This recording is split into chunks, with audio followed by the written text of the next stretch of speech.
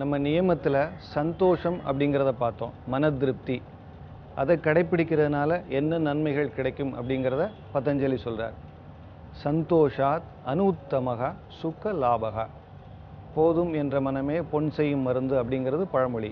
நம்ம அதனால் என்ன பண்ணலான்னா, நம்மகிட்ட இருக்கிறத வைத்து நாம் திருப்தி படைவது, அதே போல் இல்லாததற்காக ஏங்காமல் இருப்பது, இதுதான் சந்தோஷம். என்ன ஆகுன்னா, நம்ம கையில் இருக்கிறத வச்சு மகிழ்ச்சியாக இருக்க மாட்டோம். வேறு ஏதாவது கிடைச்சா அதனால் நமக்கு திருப்தி ஏற்படும் அப்படின்னு அது பின்னாடியே அலைவோம். அதனால் அது கிடைச்சாலும் திருப்தின்னா அதுவும் இருக்காது. அதனால் இருக்கிறதையும் நம்ம அனுபவிக்காமல் போயிடுவோம்.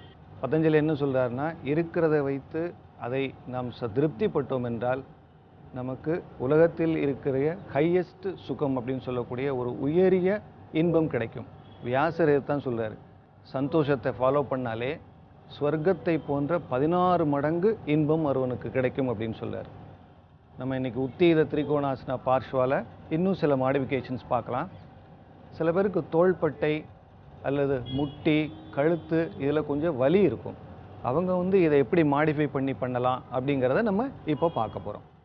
வலது காலை வலது பக்கமாக எடுத்துகிட்டு போங்க. நேராக பாருங்கள். கால்கள் பாதங்கள் ரெண்டும் இணையாக இருக்கட்டும். மூச்சை உள்ளே எடுத்துக்கிட்டே கைகள் ரெண்டையும் தோள்பட்டை வரைக்கும் தூக்குங்க.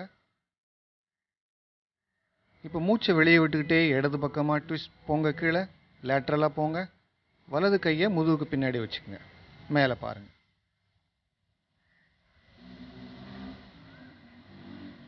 இப்போ மூச்சை உள்ளே எடுத்துக்கிட்டே தலையை மெதுவாக குனிஞ்சு நேராக மேலே வாங்க. இப்போ மூச்சை வெளியே விட்டுக்கிட்டே வலது பக்கமாக்குவாங்க. இடது கையை பின்னாடி வச்சுக்கோங்க. மேலே பாருங்கள்.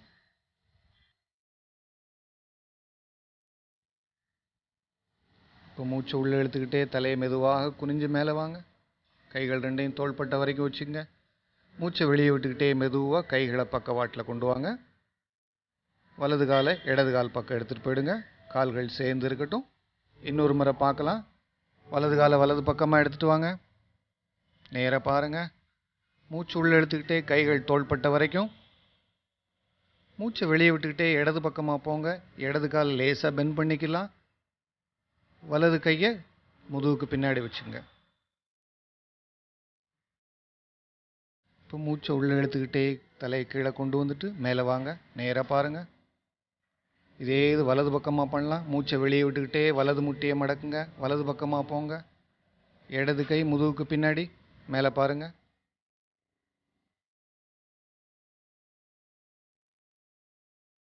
இப்போ மூச்சை உள்ளே இழுத்துக்கிட்டே தலையை கீழே குனிஞ்சு மேலே வாங்க. மூச்சை வெளியே விட்டுக்கிட்டே கைகள் ரெண்டையும் பக்கவாட்டில் கொண்டு வந்துடுங்க. வலது கால் இடது கால் பக்கத்தில் வந்துட்டோம். நம்ம இப்போ இந்த மாடிஃபிகேஷனை பார்த்தோம். ஷோல்டரில் ஸ்டிஃப்னஸ் இருக்கிறவங்க, முட்டியில் வலி இருக்கிறவங்க, மேல் முதுகில் கொஞ்சம் ஸ்டிஃப்னஸ் இருக்கவங்கெல்லாம் எப்படி பண்ணுறது அப்படின்னு.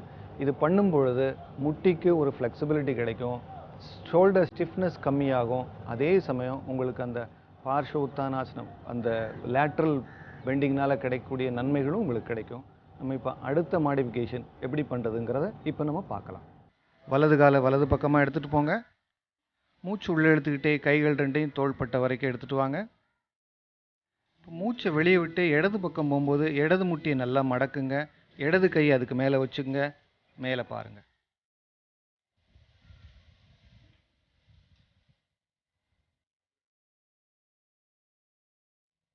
இப்போ மூச்சை உள்ளே எடுத்துக்கிட்டே தலையை மெதுவாக குனிஞ்சிக்கிட்டே காலை ஸ்ட்ரைட் பண்ணிட்டே மேலே வாங்க. மூச்சை வெளியே விட்டுக்கிட்டே அதே மாதிரி வலது பக்கம் வலது முட்டியை மடக்கணும். வலது கை அதுக்கு மேலே மேலே பாருங்கள்.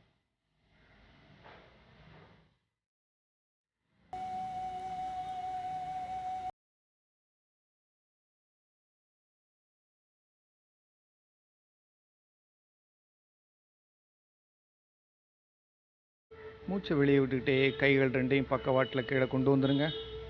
வலது காலை இடது கால் பக்கத்தில் கொண்டு வந்துடுங்க. நம்ம இப்போ இந்த மாடிஃபிகேஷன் பார்த்தோம். இது பண்ணும் பொழுது ஒரு பக்கமாக போகும் பொழுது ஒரு காலை மடக்கி கைகளை அது மேலே வச்சிடறோம். அப்படி பண்ணும் பொழுது என்னன்னா, தொடைக்கு ஒரு நல்ல ஒரு ஸ்ட்ரென்த்து கிடைக்கும். அதே மாதிரி உங்களுக்கு முட்டிக்கும் நல்ல ஒர்க் ஆகும். உங்களுடைய ஸ்ட்ரெச்சுமே நல்லாயிருக்கும். ஏன்னா ஒரு சைடாக நீங்கள் கையை அதில் ஊனி தாங்கி பண்ணுறதுனால உங்களுக்கு அந்த ஸ்ட்ரெச்சு பண்ணும்போது கிடைக்கக்கூடிய அந்த ஒரு ஒரு சென்சேஷன் நல்லாவே உங்களுக்கு கிடைக்கும். இது தொடைகளுக்கு நல்ல ஸ்ட்ரென்த் கிடைக்கும். இப்போ நம்ம அடுத்த ஒரு மாடிஃபிகேஷனை பார்க்கலாம். வலது காலை வலது பக்கமாக எடுத்துகிட்டு போங்க. மூச்சு உள்ளே இழுத்துக்கிட்டே கைகள் தோள்பட்ட வரைக்கும். மூச்சை வெளியே விட்டுக்கிட்டே இடது முட்டியை மடக்கி இடது பக்கமாக போங்க. கைகளை பின்னாடி எடுத்துகிட்டு போயிட்டு முதுகுக்கு பின்னாடி ஹோல்டு பண்ணுங்கள். நல்ல செஸ்ட்டை ஓப்பன் பண்ணுங்கள். மூச்சை உள்ளே இழுத்துக்கிட்டே தலையை மெதுவாக குனிஞ்சு மேலே வாங்க. கைகள் தோள்பட்ட வரைக்கும். மூச்சை வெளியே விட்டுக்கிட்டே வலது பக்கமாக போங்க. வலது முட்டியை மடக்கிட்டு கைகளை பின்பக்கமாக முதுகுக்கு பின்னாடி எடுத்துகிட்டு போய் நல்ல மார்பு பகுதியை விரிக்கணும். மேலே பாருங்கள். இப்போ மூச்சு உள்ளே எடுத்துக்கிட்டே தலையை கீழே குனிங்க. மேலே வாங்க. மூச்சை வெளியே விட்டுக்கிட்டே கைகளை கீழே கொண்டு வந்துடுங்க. வலது காலை இடது கால் பக்கம் சேர்த்து வச்சுங்க. இப்போ இந்த மாடிஃபிகேஷனை பார்த்தோம். அதே மாதிரி காலை மடக்கி பின்னாடி கொண்டு போயிட்டு கைகளை தொடைக்கு பின்னாடி கொண்டு போய் கோர்க்கிறது. இதனால் என்ன ஆகுன்னா பார்த்துருப்பீங்க, செஸ்ட்டு நல்லா ஓப்பன் ஆகும். இதனால் உங்களுக்கு பக்கவாட்டில் கிடைக்கக்கூடிய நன்மைகள், அதாவது இரத்த ஓட்டம் பக்கவாட்டு பகுதிகளுக்கு சீராக போகிறது, அடிவயிற்று பகுதியில் உங்களுக்கு சதைகள் குறைகிறது, அதே சமயம் மார்பு பகுதியும் நல்லா விரியும்.